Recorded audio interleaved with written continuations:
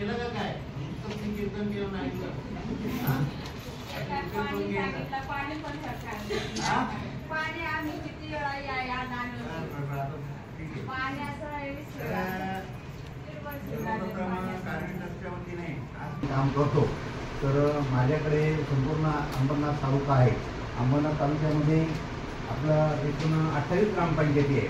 28 ग्रामपंचायती आणि 64 गावाचा सगळा कारभार तो आमच्या पंचायत समितीमार्फत चालतो. त्याच्या अंबरनाथ तालुक्यामध्ये 28 ग्रामपंचायतीमध्ये 18 पंचायती छोट्या आहेत आणि 10 पंचायती या मोठ्या पंचायती आहेत आपल्या. तर नंतर जिल्हा ग्रामीण विकास योजनांची घरकुल योजना आहे. माहिती का घरकुल योजना? घरकुलाच्या जवळ 10 प्रकारच्या योजना आहेत. त्याच्यामध्ये आर्थिक जमातीच्या योजना आहे. तर नंतर रमाई योजना ही SC लोकांसाठी अनुसूचित जातीसाठी अनुसूचित जमातीसाठी शबरी योजना आहे. नंतर जनमन योजना आहे. नंतर मोठी आवास योजना आहे, OBCसाठी आहे. पंतप्रधान योजना आहे, पंतप्रधान घरकुल योजना आहे, ती सुद्धा आहे. अशा घरकुलाच्या जवळ 8 ते 10 प्रकारच्या योजना आहेत. तर त्याच्यामध्ये सुद्धा जे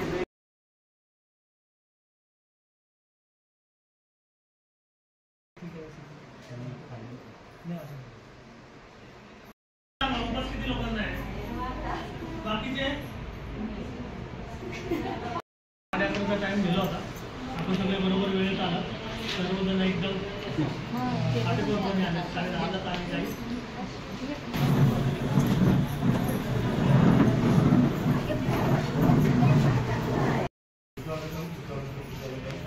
आज आपण सर्व गावातून सकाळची तयारी करून वेगवेगळ्या काम या ठिकाणी उपस्थित आल्या.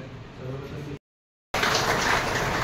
आजच्या कार्यक्रमाला विशेष म्हणजे आपण कार्यक्रम एक आवडण्याच्या माध्यमातून त्यानंतर या 2 वर्षामध्ये साध्या कार्यक्रमापर्यंत पोहोचून देतात. म्हणजे ही तरी पंचायत व्यवस्था. या पंचायत व्यवस्थेत मला हा एक महत्त्वाचा भाग आहे पंचायत समिती आणि त्याच्यामध्ये काम करत आपले गट विकास अधिकारी सन्माननीय आहेत. तर या ठिकाणी मी आता मॅडम आरोग्य विभागाचे मॅडम आपल्याला मार्गदर्शन करतील. मॅडम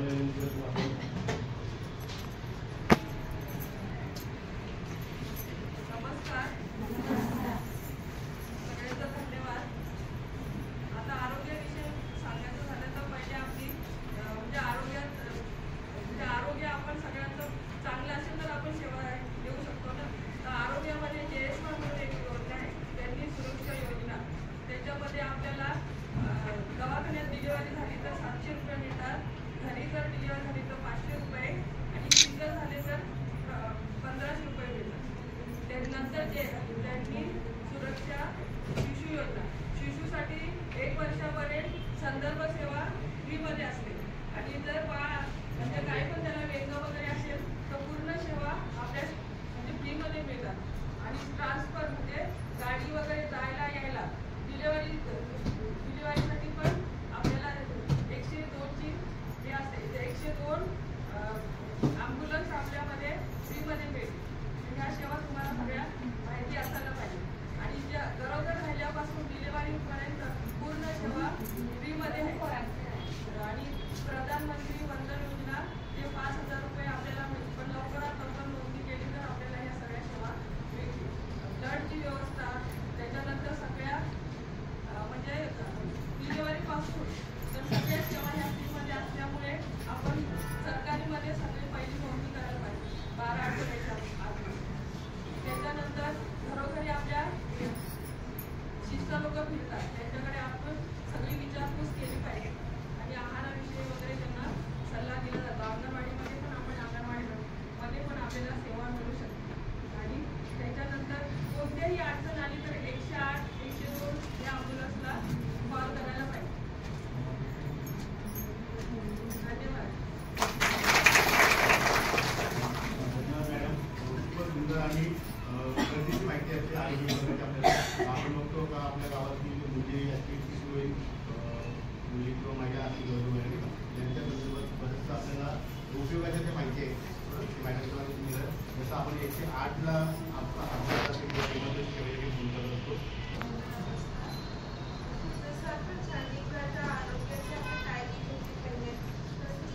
महिलांचं तर सगळीकडे वाढत आहे की आपल्याला एक तर एका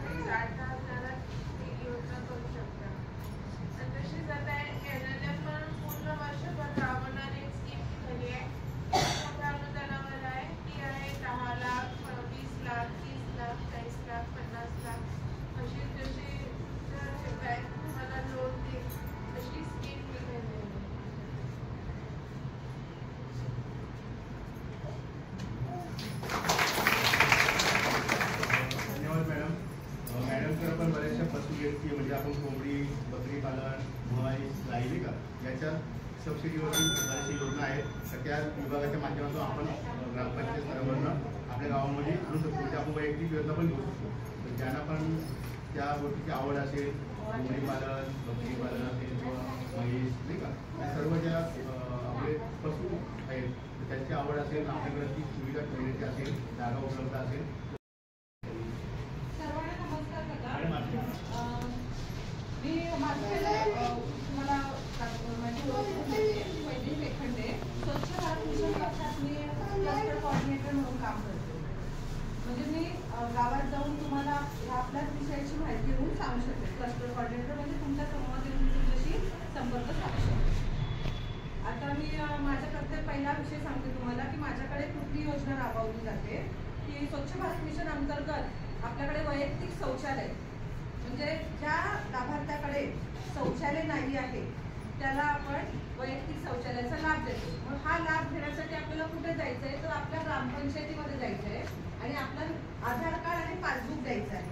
त्याच्यासाठी तुम्हाला शासनाकडून तुम्ही शौचालय बांधलं त्यासाठी प्रोत्साहन मिळतं. म्हणजे शौचालय बांधकामासाठी आपल्याला निधी मिळत नाहीये. ते 12,000 शौचालय बांधकामासाठी मिळत नाही, तर शासन आपण शौचालय बांधलं आणि त्याचा वापर करतो यासाठी 12,000 आपल्याला प्रोत्साहन अनुदान देते.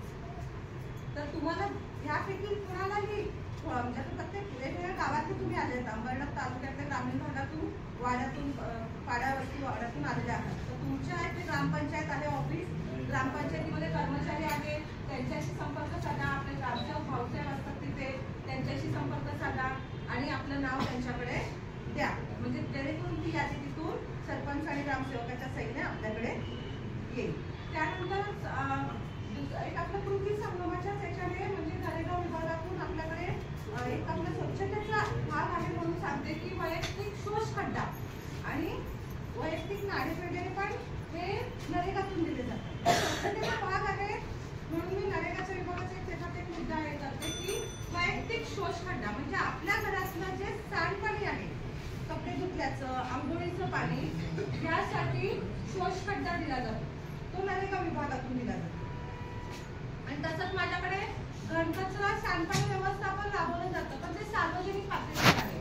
सार्वजनिक म्हणजे आपल्या गावाच्या एका भागावर कचरा व्यवस्थापनासाठी जागा उपलब्ध करून दिली जाते. तिथे आता काही गावांमध्ये आपल्या झालेले तुम्ही पाहिले पण असतील की कंपोस्ट पीट असे बांधले गेले आहेत, तर तिथे आपल्याला ओला कचरा टाकायचा आहे.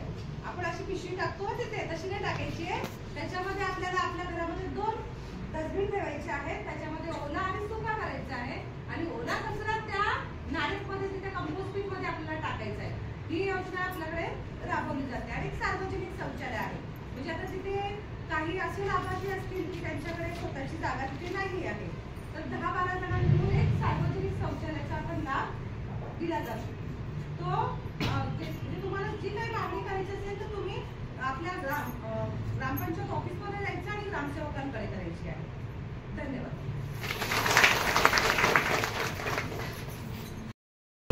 ठेवली नाही तर आपण आजारी पडू शकतो किंवा जास्त प्रमाणे साथीचे रोग आपल्याकडे कसं तर पावसाळ्यात.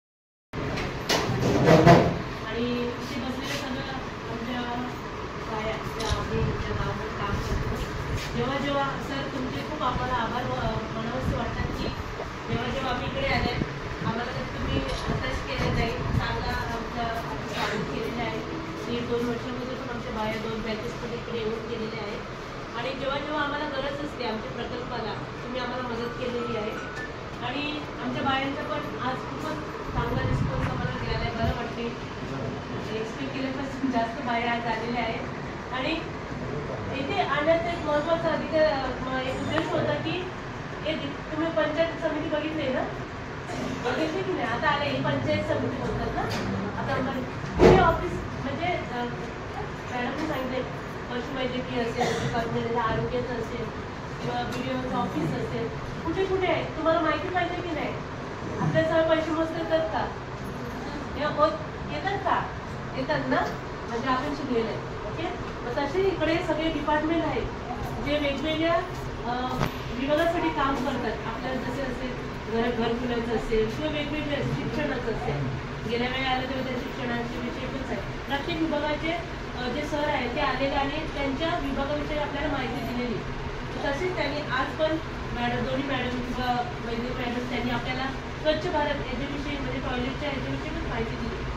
एकच आमचा हेतू काय, तुमच्यासाठी स्किल्स असतात, तुम्ही त्याचा उपयोग घेतला पाहिजे, करून घेतला पाहिजे. जर तुम्हाला काय म्हणजे राशन कार्डचं असेल किंवा काय आधार कार्ड काय म्हणजे कुठल्या तरी तुमच्या कास्ट सर्टिफिकेटचं काम असेल किंवा कुठल्या तरी योजनेचा तुम्हाला लाभ घ्यायचा असेल तर प्रत्येक वेळा आम्ही तुम्हाला तुमच्याबरोबर येऊ शकत नाही, पण तुम्हाला माहीत पडलं की हा विभागाकडे आमचं काम होऊ शकेल तर तुम्ही इकडे येऊन त्यांच्याशी बोलू शकता. काय प्रोसिजर आहे, कसं जायचं, तर तुम्ही इकडे येऊन तुम्ही त्या विभागाला भेटून किंवा त्यांचे सर असतील किंवा मॅडम असतील भेटून तुमच्या योजनेचा तुम्ही त्याचा फायदा घेऊ शकता.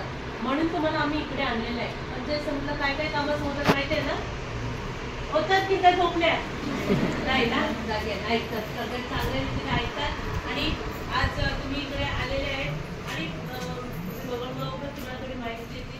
आम्ही पण जेव्हा सर वगैरे येतात किंवा ॲनिमेटर जेव्हा तुमच्याकडे ज्या भूषणाई असतील किंवा मुलीला आहे, ज्येष्ठ आहे किंवा विष्णुभाऊ आहे, शिवाजी आहे, भगवान आहे आणि दुसरे जे कल्याण सेंटर, तेव्हा जेव्हा तुम्हाला ज्या ज्या योजना आहेत, ज्या कुक्कुटपालन नसेल किंवा शेळीपालन असेल किंवा गोंड्याचं असेल, सगळ्या योजना तुम्हाला माहिती दिली जाते. तुम्ही त्याचा फायदा घेतला पाहिजे, तुम्ही पुढे यायला पाहिजे की जेणेकरून आपल्याला व्यवसाय निर्मितीसाठी त्याला त्याची मदत होईल. तर आता जे काही सरपंच तुम्हाला थोडीफार माहिती देतील त्याचं चांगलं आहे. एका काळामध्ये दुसऱ्या काळात सोडू नका, तर ठेवा आणि जेव्हा आम्ही पुढच्या वेळा ज्याच्या काही योजना येतील त्याचा तुम्ही लाभ घ्या. Thank you sister. खूपच सुंदर सिस्टरने आपल्याला समजेल अशा भाषेमध्ये आपल्याला मार्गदर्शन केलं आणि नेहमी त्या करत असतं गावामध्ये येतं करत. मी सर आपण सर्वांना नमस्कार. आवाज येतोय ना आजपर्यंत? यापूर्वी कोण कोण आलत्या माहिती तुम्ही आल्या होतात ना, मला माहिती तुम्हाला दिली होती. त्याचा उपयोग केला का काय? तुम्ही कीर्तन केलं नाही का? पाणी पण पाणी आम्ही किती वेळा पाणी कार्य रस्त्यावरती नाही. आज तुम्ही झाला त्याबद्दल स्वागत करतो व या मॅडम तसेच शिक्षकां सर्व त्यांचा सर्व स्टाफ यांच्याकडून धन्यवाद इच्छितो. त्यांनी ग्रामीण भागातील महिलांना आमच्या पंचायत समितीकडे मानलं आहे आणि काय काय माझी कामगार काही कळत नाही त्यासाठी त्यांच्यावर आनंद करतो. आजच्या या सभेला आमच्या पशुवैद्यकीय अधिकारी काळजीवार मॅडम आहेत, तसेच आरोग्याच्या मॅडम आहेत, तसेच त्यांनी आपल्याला माहिती दिली आहे. वैद्य मॅडम सुद्धा आपल्याला माहिती दिलेली आहे. त्या अनुषंगाने आता बाकीचे अधिकारी जरी नसले तर सगळ्यांची माहिती आता तुम्हाला मीच देतो. माझं नाव नारायण परदेशी, मी गटविकास अधिकारी पंचायत समिती अंबरनाथ इथे व्हिडिओ म्हणून काम करतो. तर माझ्याकडे संपूर्ण अंबरनाथ तालुका आहे. अंबरनाथ तालुक्यामध्ये आपलं एकूण 28 ग्रामपंचायती आहे. 28 ग्रामपंचायती आणि 64 गावाचा सगळा कारभार तो आमच्या पंचायत समितीमार्फत चालतो. त्याच्या अंबरनाथ तालुक्यामध्ये 28 ग्रामपंचायतीमध्ये 18 पंचायती छोट्या आहेत आणि 10 पंचायती ह्या मोठ्या पंचायती आहेत. आपल्या अंबरनाथ तालुक्याचे एकूण कुटुंबसंख्या आहे 13,192. आपल्या अंबरनाथ तालुक्याचे क्षेत्रफळ आहे 341.95 चौरस किलोमीटर आहे. आपल्याकडे खरीप हंगामामध्ये 5,172 हेक्टर व रब्बी हंगामामध्ये 320 हेक्टर अशी दोन याच्यामध्ये आपल्याला शेती आपण करतो आहे. तर आपल्या या तालुक्यामध्ये एकूण 4 प्राथमिक आरोग्य केंद्र आहे, 3 उपकेंद्र आहे. आरोग्य केंद्रामध्ये आपली दवाखाने आहे आणि आम्हाला स्वास्थ्यमध्ये 2006 3 वर्षाला तेवढं पडतं. आता माझ्याकडे जे 15 डिपार्टमेंट आहे, एक डिपार्टमेंट पैकी तुम्हाला मी माहिती देतो. यामध्ये आरोग्याची माहिती झालेली आहे, नंतर पशुवैद्यकीची माहिती झालेली आहे, स्वच्छता कार्यक्रमाची माहिती तुम्हाला दिलेली आहे. आता या अंबरनाथ तालुक्यामध्ये ज्या 28 पंचायती आहेत, तर गावाचा कारभार करण्यासाठी काय आहे ग्रामपंचायत, तालुक्याचा कारभार करण्यासाठी काय आहे ही पंचायत समिती, आणि जिल्ह्याचा कारभार करण्यासाठी काय असते ते जिल्हा परिषद असते. जिल्हा परिषद ही ठाण्याला आहे. पंचायत समिती या तालुक्याची ठिकाणी अंबरनाथ इथे आहे. आणि ग्रामपंचायतीमध्ये तुमच्या ज्या गावात तुम्ही राहतात त्या गावातली जी कारभार करतात त्या कारभाराच्या मध्ये जी संस्था आहे तिचं नाव आहे ग्रामपंचायत. कितीतरी ग्रामपंचायतीमध्ये सभेला गेला, महिला ग्रामसभेला गेला ना कधी सभा होतात का तुमच्या गावात? तुम्ही जाता का पंचायतीमध्ये? ग्रामपंचायत सदस्य कोण आहे त्यामध्ये आहे का तुम्ही? कुठली ग्रामपंचायत? तुम्ही आता गेलं तर पंचायतीमध्ये मिटिंग होतात ना, त्या मिटिंगमध्ये तुमच्या गावाचा विकास आराखडा हा तयार केला जातो. ग्रामपंचायतीमध्ये 12 महिन्यामध्ये 4 ग्रामसभा होतात. पहिली ग्रामसभा असते ही एप्रिलला ती ग्रामसभा असते. त्यामध्ये सर्व आपली याच्या पक्षाचं नियोजन केलं जातं. त्याच्यानंतर मागच्या वर्षाच्या ग्रामपंचायतीमध्ये मिटिंग आहे तिथं एप्रिलमध्ये ग्रामसभा होती. नंतर 15 ऑगस्टला ग्रामसभा होते. नंतर नोव्हेंबर डिसेंबरला ग्रामसभा होते. आता नोव्हेंबर आणि डिसेंबरमध्ये बऱ्याच ग्रामसभा झाल्या असतील. त्या डिसेंबरच्या ग्रामसभेमध्ये पुढच्या वर्षी जे काही आपल्याला काम करायचं आहे, ग्रामपंचायतीची कामं करायची आहे, त्या कामाचं सगळं नियोजन केलं जातं. कुठं रस्ता करायचा असेल, कुठं पाणी पाहिजे असेल, कुठं शाळा पाहिजे असेल, अंगणवाडी पाहिजे असेल, जे जे कामं करायचे आहे त्या सर्व कामांचं नियोजन हे डिसेंबरच्या सभेत हे केलं जातं. आणि चौथी ग्रामसभा आहे ती 26 जानेवारीला ग्रामसभा 4 ग्रामसभा होतात. गावाच्या विकासाच्या सर्व योजना या ग्रामसभेमध्ये ठरवल्या जातात. त्यामुळे माझं तुम्हाला सांगणे, आता जरी तुम्ही ग्रामसभेला मागे गेला नसाल तरी पण आता इथून जर ग्रामसभेला जाता, ग्रामसभेमध्ये तुमच्या महिलांचे प्रश्न तुम्ही मागत जा. कारण आपण एकीकडे म्हणतोय की आपण आपल्या लोकसंख्येच्या 50% महिला आहेत, तर 50% महिला तर 50% तुम्हाला अधिकार आहे. स्त्री शक्ती तुमची आहे, तर तुम्हाला स्त्रियांचे जे अधिकार आहेत त्या अधिकारांची जागृती करण्यासाठी तुमचे गेलं पाहिजे. तुमच्या स्त्रियांसाठी बऱ्याच योजना ह्या ग्रामपंचायतीमध्ये सुद्धा आहेत. 1 रुपया जर ग्रामपंचायतीला मिळाला, उत्पन्न मिळाला, तर 10 पैसे म्हणजे 10% हे ग्रामपंचायतीच्या महिलांसाठी बालकांसाठी खर्च करायचे, 15% मागासवर्गीयांसाठी खर्च करायचे आणि 5% दिव्यांग जे आपल्या हद्दीमध्ये दिव्यांग आहेत ना अपंग आहेत त्यांच्यासाठी खर्च करायचे आहे. तर अशा प्रकारे हे ग्रामपंचायतीचा निधी त्याच्यामध्ये तुम्हाला वापरता येतो. आता जे माझ्याकडे जे डिपार्टमेंट आहे तर पहिले डिपार्टमेंट आहे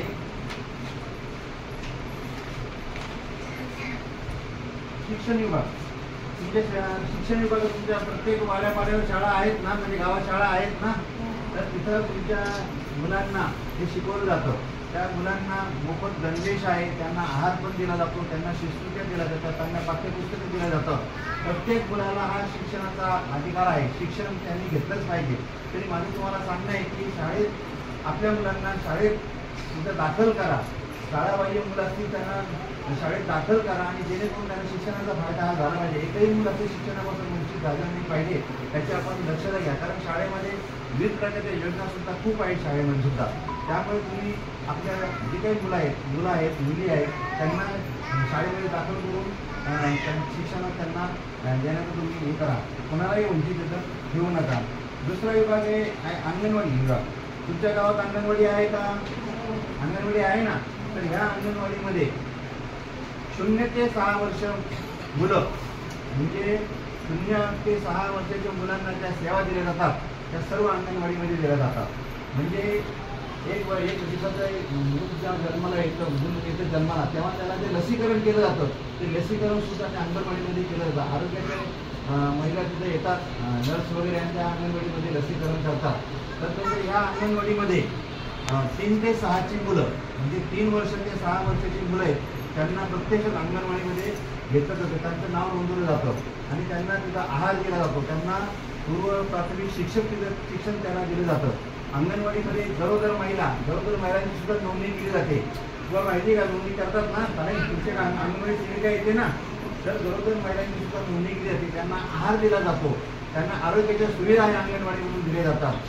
नंतर स्तन्य मातांना सुद्धा आहार दिला जातो. नंतर किशोरवयीन ज्या मुली असतात त्या किशोरवयीन मुलींना सुद्धा आरोग्याच्या आणि आहाराबाबत त्यांना सुद्धा मार्गदर्शन केलं जातं.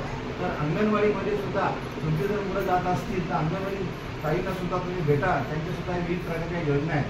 अंगणवाडीमधून सुद्धा घरगंतीच्या योजना केल्या जातात, सायकलच्या योजना केल्या जातात, व्यवसायासाठी सुद्धा त्याच्यामधून फॉर्म भरले जातात. आता लाडकी बहिणीचा फॉर्म सर्वांनी भरले का? किती लोकांना पैसे मिळाले? एवढेच सगळ्यांना असे हातभर झाले पाहिजे. तर आता ज्यांना मिळाले नसतील त्यांनी अंगणवाडीमध्ये जायचं आणि अंगणवाडी योजना परत सुरू होईल ती म्हणजे ज्यांची नसतील ना त्यांचं रजिस्ट्रेशन होईल. तर या लाडकी बहीण योजनेचा सुद्धा तुम्ही तो लाभ घ्यायचा आहे. आणि तुमच्यासाठी गव्हर्नमेंटने ही योजना चांगली योजना चालू केलेली आहे, त्याचा लाभ तुम्ही त्यामार्फत तुम्ही ते घ्या. तर नंतर तुमच्या गावामध्ये बचत गटाचे सदस्य आहेत का पण याच्यामध्ये अध्यक्ष वगैरे पण आहेत का? तुमचे संघ आहेत ना, प्रभाग संघ वगैरे.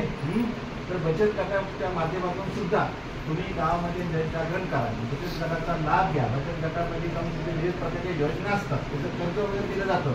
तर ते कर्जाचा लाभ घेऊन आपल्या कुटुंबाचं आर्थिक उत्पन्न कसं वाढवायचं त्या दृष्टिकोनातून तुम्ही बचत गटाचा आधार घ्या. आता यामुळे आता बचत गटाची लिस्ट आहे. कुठला गट, कुठला गाव, जाताना मिटिंग होतात ना. अजून कुठे आहेत का बचत गटाच्या महिला? सगळं बचत गटाचं याच हातवर करतात म्हणून म्हटलं. आता एवढी आपल्या अंबरनाथ तालुक्यामध्ये बचत गटाची सगळं मोठी आहे, जवळजवळ 1000 बचत गट आहे. प्रभाग संघ मोठे मोठे आहेत. त्या प्रभाग संघाच्या मिटिंग सुद्धा मी जातो अजून.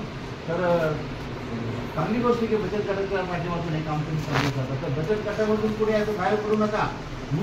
बचत गट ही फार मोठी चळवळ आहे, त्याच्यामध्ये आपल्याला फार माहिती मिळते आणि हसतात त्या महिला म्हणजे फायदा होतो ना का नाही होत? फायदा होतो. तर बचत गटामध्ये सुद्धा आपण सर्वांनी तो भाग घ्या. त्याच्यानंतर राष्ट्रीय पेयजल ग्रामीण पेयजल म्हणजे ग्रामीण पाणी पुरवठा योजना, गाव तिथे पाण्याची सोय. जलजीवन मिशन अंतर्गत प्रत्येक गावामध्ये योजना सुरू झालेल्या आहेत. तुम्ही ज्या गावात जाता तिथं पाण्याच्या टाकीचे काम सुरू झाले असतील ना, नळ पाईप टाकणे वगैरे. तर त्या योजना तर आता पूर्ण होतील. त्या आपल्या तालुक्यामध्ये 39 प्रकारच्या योजना आहेत. 39 योजनांमध्ये आपली सगळे गावं कव्हर केलेली आहेत. आता मध्येच म्हणलं पाण्याचा काहीतरी विषय काढला होता तुमचे, बरोबर ना? तर ऐका ना, तर ती तुमचं गाव कुठलं? रात्रीची वाडी. तिथे योजना आली नाही का? रात्रीची वाडी आली नाही अजून योजना? तर त्यांना मी सांगितलं होतं की बाबा रात्रीची वाडी सुद्धा हे करा. आता परत त्या पाण्याला सांगतो बाबा ती वाडी का तुम्ही ठेवली? आपण गेलो फार लांब आहे ना तिकडे, ती बोरिंगला पण पाणी लागत नाही वगैरे तेच ना. मी एकदा आलो होतो 2 भरपुराच्या बाबतीत, बरोबर. मला अजून आठवतो लक्षात आहे माझ्या. मी पाण्यावाल्याला सांगितलं होतं इकडे करा, अजून काही केलं नाही. परत त्यांना असं सांगतो की बाबा करा बाबा, महिलांना किती पाण्याचा त्रास देतात. तर ज्या काही जलजीवनमिशनच्या योजना आहेत त्या योजना आता पूर्ण होणार आहेत. आणि माझं तुम्हाला सांगणार आहे की कोणी आलं आपल्या गावात काम करतं याचं नसतं, आपल्या गावात ते काम होते ना ते चांगलं होतं का नाही हे तुमची बघायची गरज, तुमची त्याच्यावर देखरेख तुम्ही करायला पाहिजे.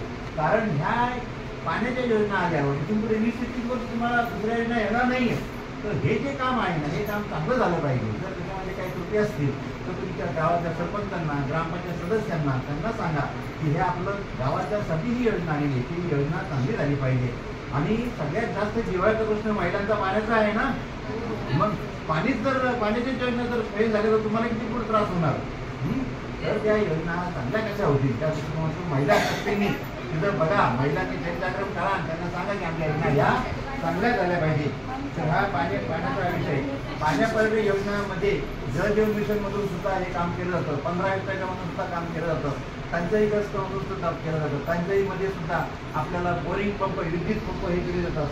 सौराचे पंप केले जातात. सौर म्हणजे आपल्या सूर्यावरच्या सौर पंप आहे ना ते सुद्धा तिथं लावले जातात. तर अशा प्रकारे पाण्याच्या या योजना आहेत. नंतर पुढचं हे लघुपाट बांधकाम विभाग, गावाचे मोठे मोठे तलाव आहेत त्या तलावाचे सुशोभीकरण करणे, तलावातला गाळ काढणे, तलावाला संरक्षण भिंत बांधणे हे लघुपाट बांधकामामार्फत हे केलं जातं. त्याच्यामध्ये सुद्धा 30 लाख, 40 लाख, 50 लाख असे 20 प्रकारच्या त्याच्यामध्ये पैसा दिला जातो. तर आपल्या गावात जर तलाव असतील तर तलावाचं सुद्धा संवर्धन करायचं आहे, तलावाचं गाळ काढायचं आहे, तलावाचं सुशोभीकरण करायचं आहे. तर त्याचं सुद्धा योजना ग्रामसेवकांचे कला घेऊन तलावात सुद्धा आपल्याला काम करायचं आहे. स्वच्छ भारतचं तुम्हाला शौचालयाबद्दल आमच्या मॅडमनी सांगितलेलंच आहे. तर नंतर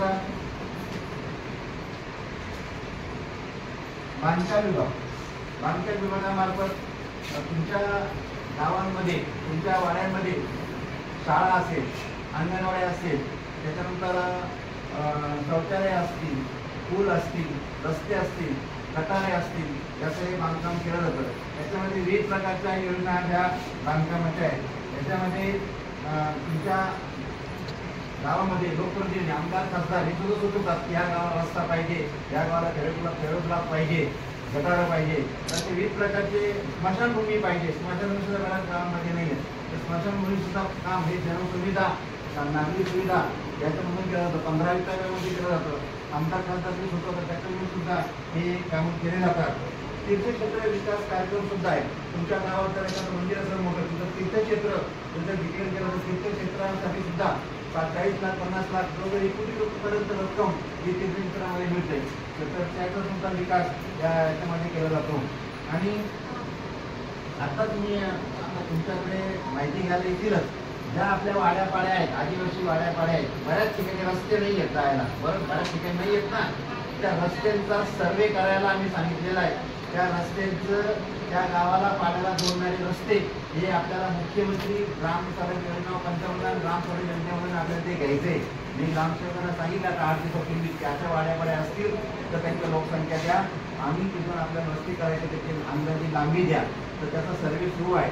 जर तुमच्याकडं आले असतील लोक तर त्यांना माहिती द्या. किंवा पंचायतीमध्ये ग्रामपंचायत सदस्य आहेत त्यांनी सुद्धा आपल्या ग्रामसेवकांना सांगायचे आमच्या वाड्यापाड्याला जायला रस्ता नाही आहे, तर त्या रस्त्याच्यासाठी सुद्धा त्याचा सर्वे तो आम्हाला द्या. ते आम्हाला आता पुढील वर्षी आपला अंदाजपत्र गेल्यामुळे ते रस्ते आपल्याला हे द्यायचे आहे. ते बांधकाम विभागामार्फत म्हणजे आमच्याकडं काम करत होतं. नंतर पुढचा विभाग आहे ग्रामपंचायत विभाग. आपल्या ग्रामपंचायतीमध्ये विविध प्रकारचे काम केलं जातं. तुम्हाला मी सांगितलंय, मुलाचा जन्म झाला तरी पण त्याची नोंद त्याची कुठं करायची? ग्रामपंचायतीमध्ये करायची. विवाह झाला तरी ग्रामपंचायतीमध्ये नोंद करायची. आणि मृत्यू झाला तरी ग्रामपंचायतीमध्ये नोंद करायची. म्हणजे माणसाच्या जन्मापासून तर मृत्यूपर्यंत सर्व ग्रामपंचायतीमध्ये आपल्याला त्याची नोंदणी करायला लागतात. ग्रामपंचायतीमध्ये आपल्याला 20 प्रकारच्या ज्या योजना आहेत त्या योजनांची तिथे नोंदणी करावी लागते. तिथे त्याचे फॉर्म तुम्हाला मिळतील. मग महिला बाल कल्याण असेल, पशुसंवर्धन असेल, कृषी विभाग असेल, तर नंतर 15 विभाग असेल, पाणी पुरवठा असेल, सगळ्याच ज्या योजना आहेत त्याच्यानंतर समाज कल्याणच्या योजना असतील, आदिवासी कल्याणच्या योजना असतील, या सगळ्यांचे फॉर्म हे ग्रामपंचायतीमध्ये सुद्धा आहे. तिथूनच म्हणजे आपल्याला ग्रामपंचायतीचं काम काय आहे? ग्रामपंचायती घरपट्टी लावते, घरपट्टी वसूल करते, पाणीपट्टी लावते, पाणीपट्टी वसूल करते. आणि ग्रामपंचायतीमार्फत तुमच्याकडे रस्ते, शाळा, अंगणवाड्या, गृहबंदीची सोय या सगळ्या सोयी ह्या ग्रामपंचायतीमार्फत करायला जातात. जर कुठला काय प्रश्न असेल तर आपण ग्रामसभेमध्ये जाऊन त्या बाबतीत तुम्ही तिथं आपले प्रश्न मांडा. हा ग्रामपंचायती सुद्धा हा माझ्याचकडे आहे. तर त्या ग्रामपंचायतीमध्ये आपण जाऊन ग्रामसभेमध्ये जाऊन आपण आपले स्वतःचे काय हक्क आहेत त्याची सुद्धा तिथं तुम्ही तिची मागणी करा. नंतर महाराष्ट्र ग्रामीण रोजगार हमी योजना MRGS त्याला म्हणतात. यामध्ये कसं आहे की 18 वर्ष ते 90 वर्षापर्यंत ज्या लोकांना कामं नाही आहेत त्यांनी कामाची मागणी त्या ग्रामपंचायतीमध्ये करायची आहे. तर हे MRGS योजनेअंतर्गत, महाराष्ट्र ग्रामीण रोजगार योजनेअंतर्गत ज्यांना कामं नाही आहेत त्यांची कामाची मागणी जर तुम्ही केली तर ग्रामपंचायत तुम्हाला काम देणार आहे. याच्यामध्ये विविध प्रकारची कामं केली जातात. यामध्ये रस्ते केले जातात, याच्यामध्ये शोषखड्डे केले जातात, यामध्ये तुम्हाला गाईचे गोठे, गुरांचे गोठे केले जातात, कुक्कुटपालनाचे शेड केले जातात, वृक्षारोपण केलं जातं, बावची लागवड केली जाते, तलावाचे गाळ काढले जातात. असे विविध प्रकारचे जे कामं आहेत, जवळजवळ 138 प्रकारचे जे कामं आहेत ते तुमच्या ग्रामीण भागात जे होत आहेत त्या सगळ्या हे MRGS मधून तुम्ही जर कामाची मागणी केली तर तुम्हाला एका वर्षात 100 दिवस काम या MRGS मधून दिलं जातं. आणि त्याची सुद्धा मजुरी तुम्हाला तुमच्या खात्यात जमा केली जाते. तर MRGS योजनेचा ज्यांना कोणाला जर त्याचा लाभ घ्यायचा असेल तर त्याची सुद्धा तुम्ही ग्रामपंचायतीमध्ये जाऊन त्याची नोंदणी करा, जॉब कार्ड घ्या आणि तुम्हाला त्याच्या बाबतीत तुम्हाला रोजगार सुद्धा मिळू शकतो. तर नंतर जिल्हा ग्रामीण विकास योजनांची घरकुल योजना आहे. माहिती आहे का घरकुल योजना? घरकुलाच्या जवळ 10 प्रकारच्या योजना आहेत. त्याच्यामध्ये आधी ग्रामपंचायतीच्या योजना आहे. तर नंतर रमाई योजना ही SC लोकांसाठी, अनुसूचित जातीसाठी, अनुसूचित जमातीसाठी शबरी योजना आहे. नंतर जनमन योजना आहे. नंतर मोदी आवास योजना आहे, OBCसाठी आहे. पंतप्रधान योजना आहे, पंतप्रधान घरकुल योजना आहे, ते सुद्धा आहे. अशा घरकुलाच्या जवळ 8 ते 10 प्रकारच्या योजना आहेत. तर त्याच्यामध्ये सुद्धा जे बेघर लोक आहेत त्या बेघर लोकांना आपल्याला घरकुल द्यायचं आहे. त्याच्या नोंदणी त्याची सुद्धा यादी ही ग्रामपंचायतीमध्ये आहे. जर ज्यांना घर नसतील तर त्याची सुद्धा मागणी तुम्ही ग्रामपंचायतीमध्ये करा. आणि त्याची तुम्हाला जवळजवळ 1.25 लाखाच्या पुढं तुम्हाला ती बांधकामासाठी त्याचं अनुदान दिलं जातं. तर त्यासाठी तुम्ही त्याचा लाभ घ्या. तुमच्या गावात जर घरकुल, आता सर्वांना घरकुल आहेत का, कोणाला नाही आहेत? नाही आहेत ना, मग त्याची यादी पंचायतीत जायचं आणि आता या पुढचा आराखडा येईल ना, त्याच्यामध्ये नोंदवायचं. जन्मामध्ये सुद्धा आपल्याला घरकुलं द्यायची आहेत मला, तर त्याप्रमाणे तुम्ही ग्रामसेवकांना सांगा. ग्रामपंचायत सदस्यांना माझी विनंती राहील की तुमच्या तिथे वंचित घरापासून लोक आहेत ज्यांना घरं नाही आहेत, त्यांना घरं ती सगळी तुमचे नाव नोंदणी करा ऑनलाईनवर आणि ती घरात असता तुम्ही पुढच्या वर्षीसुद्धा, म्हणजे आता तर वर्ष संपेल आहे 2-3 महिन्यात, तर आता जर नोंदणी केली तर एप्रिलपासून तुम्हाला ते घरकुलासुद्धा लाभ घेता येईल. ही घरकुल योजना आहे. त्याच्यानंतर कृषी विभागाच्या सुद्धा विविध प्रकारच्या योजना आहेत. कृषी विभागाच्या योजनेमध्ये तुम्हाला तुमच्या शेतीला फुलझाडं असतील तर त्या फुलझाड लावायला तुम्हाला अनुदान मिळतं, कंपाऊंड करायला मिळतं. त्यानंतर तुम्हाला विहिरीसाठी अनुदान मिळतं. MRGS मधून तुम्हाला सांगायचं राहिलं, कृषी विभाग आणि MRGS त्याच्यामधून सुद्धा तुम्हाला बिरसा मुंडांतर्गत तुम्हाला विहिरी 4-4 लाखाच्या विहिरी तुम्हाला 1 रुपया भरायचा नाही आहे, तर 4 लाखाची विहीर तुम्हाला मिळते. त्याच्यामध्ये त्याला पंप मिळत आहे. त्याच्यानंतर पाईपलाईन सुद्धा मिळते तुम्हाला, विविध प्रकारचे पंप मिळतात. त्याच्यानंतर भात बियाणे मिळतं. कृषी विभागाच्या ज्या योजना आहेत, शेतीसाठी जे लागणारे सगळे साहित्य आहेत, त्याच्या विविध प्रकारच्या योजना आहेत, ते सर्व तुम्हाला आमच्या पंचायत समितीच्या कृषी विभागामार्फत सुद्धा हे सर्व दिलं जातं. ज्यांच्या नावे शेती आहे, ज्यांना शेतीचा लाभ घ्यायचा आहे, त्यांनी 7/12/8 उतारा नकाशा जर तुमच्या ग्रामसेवकाकडे दिला तर त्या त्यांचे फॉर्म भरून त्याच्या योजनासुद्धा तुम्हाला कृषी विभागाची सुद्धा त्याचा लाभ तुम्हाला घेता येतो. तर अशा प्रकारचे माझ्याकडे डिपार्टमेंट आहे, त्या सगळ्या डिपार्टमेंटमध्ये मी तुम्हाला माहिती तुम्हाला दिलेली आहे. तुमच्या दृष्टिकोनातून सगळ्यांचा उगम कुठं होतो तर ग्रामपंचायतीमध्ये होतो. तर ग्रामपंचायतीमार्फत तुम्ही या सर्व योजना हे करा. समाज कल्याणाच्या योजनामध्ये जिथं मागासवर्गीय वस्ती आहे, त्या मागासवर्गीय वस्तीमध्ये तुम्हाला समाज मंदिराचा बांधकाम मिळतं. नंतर समाज मंदिरामध्ये खुर्च्या मिळतात, बेजो सेट मिळतो, भजन साहित्य मिळतं. तुम्हाला गावकीचे मोठे मोठे कार्यक्रम करताना मोठे पेट्रोल वगैरे असतात, ते सुद्धा तुम्हाला मिळतात. म्हणजे सगळं समाज कल्याणामार्फत तुम्हाला मिळतं. मुलांना शाळेत जायचं कॉम्प्युटर असेल तर कॉम्प्युटरसुद्धा लाभ मिळतो. त्यानंतर घरगंती हवे, घरगंती सुद्धा त्याचा सुद्धा लाभ आमच्याकडे दिला जातो. तुमच्या समाज मंदिरामध्ये सतरंज्या मोठमोठ्या येतात, त्या सतरंज्या सुद्धा आमच्याकडून दिल्या जातात. अशा विविध प्रकारच्या सायकली, मुलांना सायकली दिल्या जातात. अशा वेगवेगळ्या प्रकारच्या ज्या योजना आहेत त्या योजनांचा लाभ तुम्ही घ्या. त्याच्यानंतर झेरॉक्स मशीन सुद्धा दिलं जातं. तर ज्या योजना आहेत त्या समाज कल्याणच्या योजना आहेत. त्यानंतर तुमच्या शहापूरच्या ज्या प्रकल्पामध्ये त्यांच्यासुद्धा विविध प्रकारच्या योजना आहेत आदिवासी कल्याण विभागाच्या, तर त्यामार्फत सुद्धा त्याचं सुद्धा फॉर्म हे सगळे ग्रामपंचायतीमध्ये आहे. आणि जर तिथे कोणाला काही समजा मदत झाली नाही तर कुठे यायचं, जिथं आज आलात ना इथं पंचायत समितीमध्ये यायचं. मी असो नसो आमचे सगळे डिपार्टमेंट आहेत. कारण आता मी 15 दिवसानंतर मी रिटायर होणार आहे, सांगायला तर मी नाही आता, पण माझे लोक जे आहेत, मी जरी गेलो तरी पण माझे लोक आहेत. सांगायचे त्या साहेबांनी सांगून गेले आम्हाला त्यांनी सांगितलं आम्हाला लाभ द्या. म्हणून माझं नाव पुन्हा सांगतो, परदेशी माझं नाव आहे, माझं नाव आणि त्यांना सांगितलं बाबा असायचे ह्या मॅडम असतील, ह्या मॅडम असतील, अजून पण मॅडम असतील, तर ते सगळे लोक आमच्या ऑफिसमध्ये चांगले आहेत, तुम्हाला सगळ्याला मदत करतील. आणि जेणेकरून तुम्हाला मला एवढंच सांगणं आहे की शासनाच्या ज्या 365 करण्याच्या विविध प्रकारच्या योजना आहेत, त्या योजनेचा लाभ तुम्ही सुद्धा घ्या आणि आम्हाला तुमची सेवा करायची संधी द्या. कोणाच्या एकदा तुम्ही इथं आलात आणि आमचं हे ऐकून घेतलं, मला निश्चित फायदा आहे. मला निश्चित आशा आहे की तुम्ही हे ज्ञान घेऊन पंचायतमध्ये जाऊन त्याचा प्रचार कराल, त्याचा तुम्ही उपयोग करून घ्याल आणि ह्यामुळे आपला विकास, आपल्या कुटुंबाचा विकास करून आपलं आर्थिक उत्पन्न वाढवून घ्याल अशी मी अपेक्षा करतो. पुण्याचे का तुमच्या सर्वांचे आभार मानतो व कार्यकर्त्यांनी मला इथं बोलायची संधी दिली त्याबद्दल त्यांचे सुद्धा आभार मानतो. त्यांचं खरंच फार चांगलं काम आहे. धन्यवाद. जय हिंद, जय महाराष्ट्र. धन्यवाद साहेब. खूप मोलाचं मार्गदर्शन साहेबांनी केलेलं आहे. पंचायत समिती विभागाच्या माध्यमातून जे 12 वेगवेगळे विभाग आहेत, प्रत्येक विभागाची माहिती साहेबांना उपयोगी आहे आणि त्यांनी पूर्ण माहिती आपल्याला दिली आहे. त्यांच्यासोबत आपले अधिकारी त्यांनी सुद्धा माहिती दिली आणि साहेबांचं म्हणजे बोलायचं तात्पर्य असं की साहेबांना आम्ही ज्या ज्या वेळेला वेळ मागितली त्यावेळेला साहेबांनी आम्हाला नाही बोलले नाही. प्रत्येक वेळेला साहेब चालेल तुम्ही या आठवड्यात या, पुढच्या आठवड्यात या, जेव्हा पण बोलले आपल्याला त्यावेळेला साहेबांना वेळ दिली आणि ज्या ज्या वेळेला आपण नाव म्हणून त्यांना सांगितलं तुम्ही आम्हाला त्या गावामध्ये वेगळ्या त्या ठिकाणी साहेबांनी शिरवली असेल, सिटीवाडी असेल, रान असेल, या सगळ्या भागावरती फिरून वाड्यांमध्ये येऊन त्या गावाचे प्रश्न काय आहे, लोकांची काय समस्या आहे त्या जाणून घेऊन ते कशा प्रकारे सोडवता येतील याचे आम्ही मार्गदर्शन केलं गेलं आणि त्यांनी स्वतः प्रयत्न करून बऱ्याचशा जनतेच्या काही अडचणी सोडवण्यासाठी प्रयत्नशील राहिलेले आहेत आणि प्रयत्न होत आहेत त्याच्यावरती. म्हणून साहेब एक महत्त्वाचं मोठे भाग्यवान आम्ही आहोत तर गुरु आपल्यासोबत लाभले आम्हाला. सहवासाने आपल्या जीवन आमचे धन्य आपल्या माध्यमातून या म्हणजे या 2 वर्षामध्ये बऱ्याचशा बदल आम्हाला बघायला मिळाले आहेत आणि बऱ्याचशा गोष्टी आपण साध्य केल्यात कम्युनिटीर्स आणि आपल्या माध्यमातून.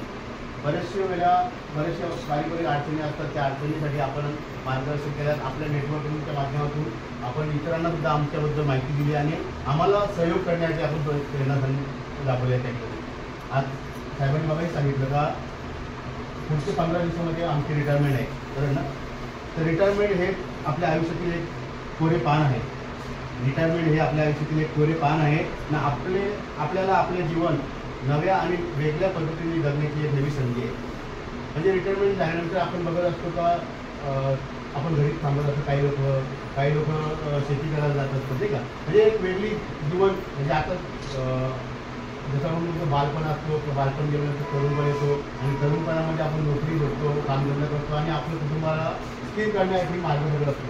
आणि स्थिर केल्यानंतर आपण पुढचे 50-60 वर्ष आपण मेहनत घेतो आणि नातवंडांसाठी काम करत असतो. मुलं तर सगळं होत असतात पण नातवंडांसाठी काम करत असतो. त्याच्यानंतर ज्यावेळेला आपण रिटायर होत असतो त्यावेळेला आपण कुठेतरी शांती बघायला बघतो. पण साहेबांचं तसं नाही. साहेबांचं उद्दिष्ट वेगळं आहे. साहेबांमध्ये त्यांनी बरेच म्हणजे महाराष्ट्रामध्ये बऱ्याचशा तालुक्यामध्ये काम केलं, बऱ्याचशा जिल्ह्यामध्ये काम केलं आणि काम करत असताना त्यांची जिथं असले तर रिटायरमेंट झाल्यानंतर सुद्धा मी काम करेन कोणासाठी तर माझ्या लोकांसाठी. माझी जी समाजसेवा करण्याची ओढ आहे ती मी थांबवणार नाही. मागच्या मीटिंगमध्ये साहेबांनी आम्हाला सांगितलं तर माझी ओढ मी थांबवणार नाही. मी काय ना काय करत राहणार आहे, लोकांपर्यंत पोहोचत राहणार आहे वेगवेगळ्या माध्यमांच्या माध्यमातून. तर वेगवेगळ्या जे त्यांचे मित्र परिवार आहेत, जी त्यांचे एकूण सोबत आहेत, या लोकांना घेऊन ते नेहमी आपल्यासोबत राहणार आहेत आणि आपल्या प्रवासामध्ये राहून आपल्याला ज्या अडचणी येतात त्या साहेबांच्या माध्यमातून साहेब पूर्ण करण्याचा प्रयत्न करणार आहेत. साहेबांना विनंती करता याच्यापुढे सुद्धा या ठिकाणी येणारी जी कोण व्यक्ती असेल त्यांना सुद्धा आमच्याबाबत माहिती द्या आणि आम्हाला प्रयत्न करायचा आम्हाला घेऊन ते पुढे चालतील. बऱ्याचशा ठिकाणी गावामध्ये अडचणी आहेत थोड्या मोठ्या अजूनपर्यंत, त्यांना घेऊन आपल्याला काम करायचं आहे.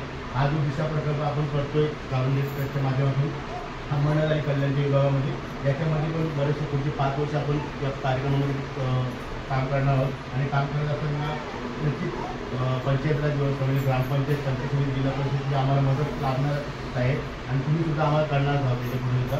तर अशीच मदत आपण करत राहू आणि आपले जेवढे पण मित्र आहेत किंवा जे सोबतीला आहेत आपल्या तर त्यांना सुद्धा आपल्या संस्थेबाबतची माहिती आपण देत राहावं वेळोवेळी. या ठिकाणी निरोप समारंभ म्हटला तर जरी तुम्ही आमच्या या विभागातून जरी निवृत्ती घेत असला तरी पण आमच्या मनातून तुम्ही निवृत्ती घेऊ शकत नाही, कारण तुमचा आणि आमचे जे संबंध आहे ते खूप मोठे संबंध आहे. त्यामुळे आज कार्बन ट्रेडच्या वतीनं सुद्धा आम्ही या ठिकाणी तुमचं स्वतःचं सेंड ऑफ करू इच्छितो. तुम्हाला स्वतःचे निरोप आणि पुढील वाटचालीसाठी शुभेच्छा देऊ इच्छितो. मी निशिकांत सर आणि शिक्षकांना विनंती करेन त्यांनी सरांचं स्वागत करेल. निशिकांत सर एक निरोप समारंभ म्हटलं तर एक पुन्हा एकदा सरांना शाल छोटीशी वस्तू भेटवस्तू देऊन आपण सन्मान केलं. शाल घ्या.